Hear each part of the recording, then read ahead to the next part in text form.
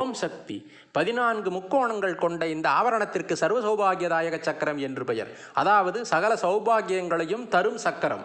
ஞானேந்திரியங்கள் 5, கர்மேந்திரியங்கள் 5, அந்தக்கரணம் 4 ஆகிய 14 தத்துவங்களை இந்த 14 முக்கோணங்கள் உணர்த்தும்.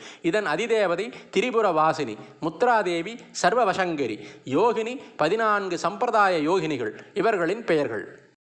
सर्वसंक्षोभिणी सर्वविद्राविणी सर्वाकर्षिणी सर्वाक्लादिनी सर्वसम्मोहिनी सर्वस्थम्भिनी सर्वजृम्भिणी सर्ववशङ्करी सर्वरञ्जिनी सर्वोन्मादिनी सर्वार्थसाधिनी सर्वसम्पत्तिपूरणी सर्वमन्त्रमयी सर्वद्वन्द्वक्षयङ्करी सर्वसौभाग्यदायक चक्रस्वामिनी संप्रदाय योगिनी.